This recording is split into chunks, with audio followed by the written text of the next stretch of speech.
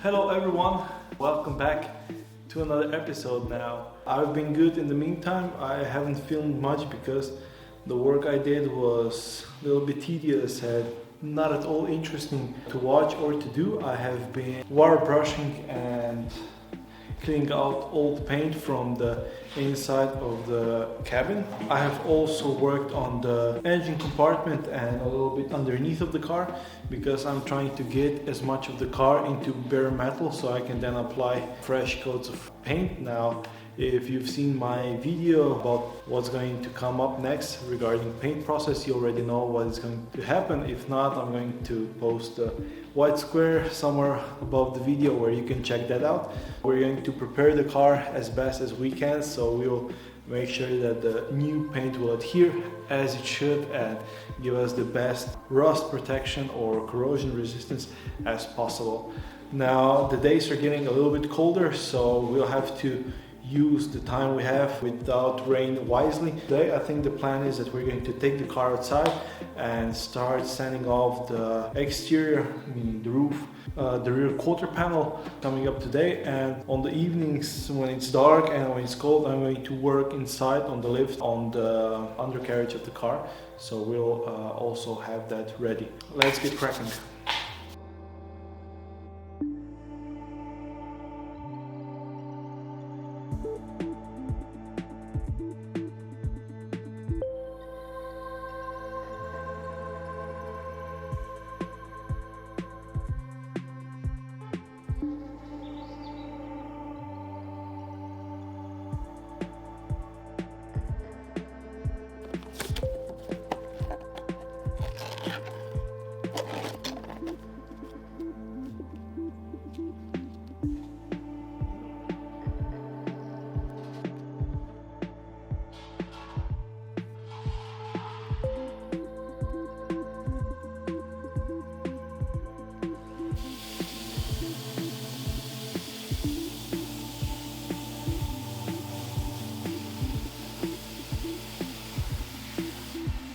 Okay, so one of the reasons why we are not going to use this old paint as base is because first of all it's 50 years old and it has been resprayed. So because the materials have changed and the technology has moved forward, we can do a simple test to see if your paint is a good base or not. So here I have a nitro thinner, so we're going to put this on like so and put on nitro thinner. It's a solvent. If your paint isn't a good base, it's going to soften it up or you will be able to wipe it off. And we're going to do the same on the resprayed paint. So the resprayed paint, we already know it's not a good base just because it has been chipping away and it has cracked. But anyways, we want to see what also happens is you're going to wipe the surface down to remove dust and you're going to use either a solvent cleaner or something like that.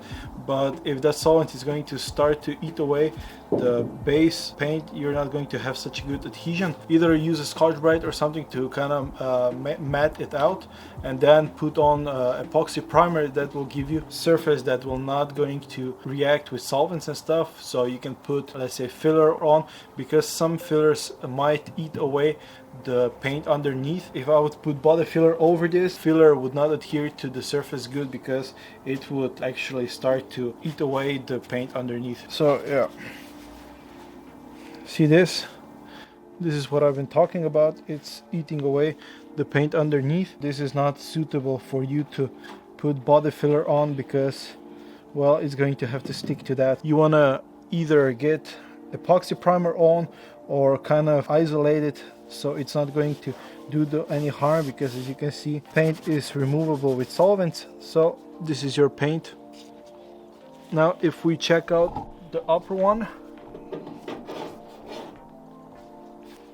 it's a little bit better, but as you can see it's already cracked, so we're not going to use that one either. So basically this is the reason why we are going to start from the metal upwards, because firstly we don't know what kind of surprises stuff will also bring us. Underneath here there can be a lot of filler, it can be old damages, and we want to repair that. If you're still wondering what process we're going to take, you can check one of my older videos, but we're going to discuss this as we go, step by step with all the tricks.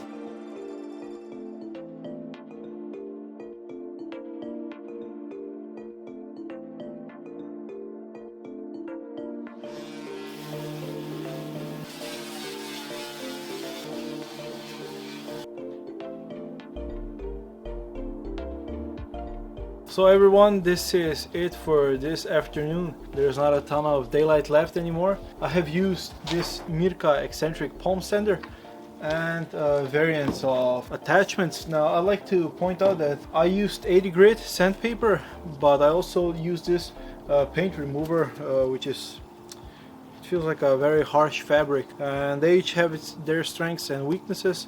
So I have used both. First I went with the 80 grit to kind of get the majority off, and then with the finer one. We still have a ton of little stuff left. We're going to get that out either in the workshop or tomorrow. I'm quite happy with the result. Most of the roof and both of the quarter panels are done. We have so much red paint on the ground. Yeah, it's better that it's on the ground than on the car, because that means something has already happened. Talk to you soon. Bye for now.